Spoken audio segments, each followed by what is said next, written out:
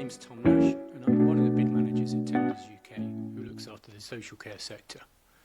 In this section of the video we're going to be talking about contract types that you could bid for. So you're in the position where you've asked yourself that question, am I ready to bid? You've got an understanding of those basic requirements and basic compliance.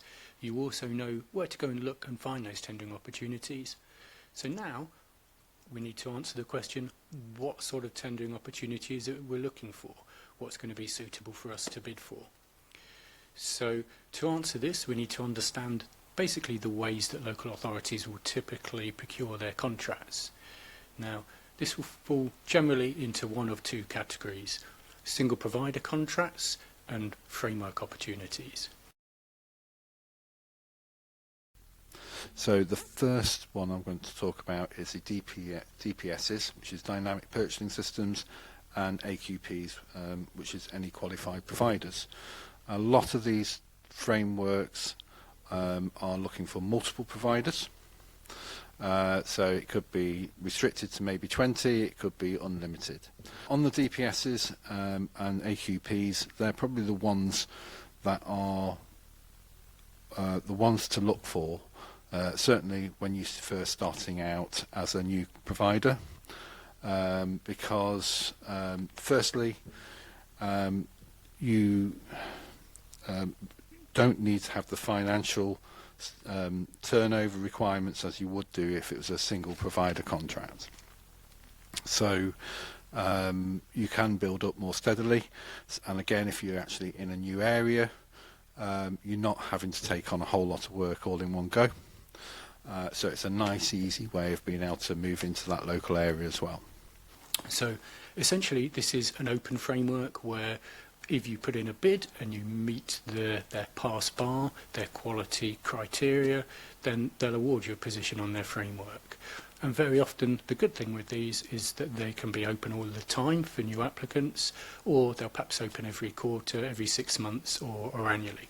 So they can be a good type of opportunity to be looking out for. The good thing again about the DPS frameworks, which is worth mentioning, is if you're not successful the first time, there is a chance that you can actually reapply, and obviously you can get the feedback from the Commissioner, and that will help you obviously when you come to reapply.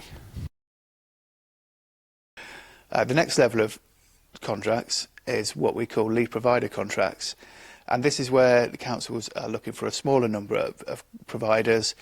Often they'll break the borough down into neighbourhoods, so they could have 4 neighbourhoods across the borough and look for 1 or 2 providers in those neighbourhoods. So generally looking for up to 10 lead providers on the contracts.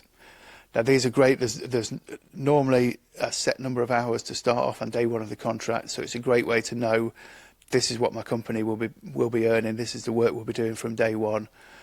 But with that, obviously there's a good amount of competition with lead provider contracts. So you need to be realistic about what your standing is, what your capacity is, and what your experience is, particularly compared to the competition within that local area, within the borough. You know, think about who else will be tendering for the contract, and what can you bring that others won't? How will you go beyond compliance and provide a higher quality of care? Most important thing is generally speaking, this is where the turnover and experience of the provider becomes more important. So you need to have already been delivering certain contracts, certainly being on a few frameworks, DPSs would help. And if you've built up a portfolio and you've got, you're delivering at least the same sort of number of hours as they're asking for within the tender. As I say, in most cases, local authorities are looking for companies that are able to deliver double the turnover of the actual contract required. But again, it's worth checking into that because that can vary across different tenders. So if we look at the single provider contracts, that's basically what it says on the tin. It's where a local authority is looking for a single provider to deliver a service or a contract. So that could be something like a block amount of beds in a home, or perhaps in an extra care facility, maybe the care of 20 or 30 individual residents of that facility. So there, typically there will be a fixed amount of hours that you need to deliver for a fixed amount of money. Also, when it comes to single wing contracts, it's worth understanding a bit more about if the contract's already running at the moment and who's actually delivering that service, and if they're actually delivering a good service, and making a decision, looking at the questions and seeing how they're angled, if they're favouring the incumbent or if they're looking for new blood. I hope that gives you some sort of insight in the different types of tenders that are available within the public sector. Next videos will probably go into more detail on how to identify those tenders and looking for them, searching for them. Thank you.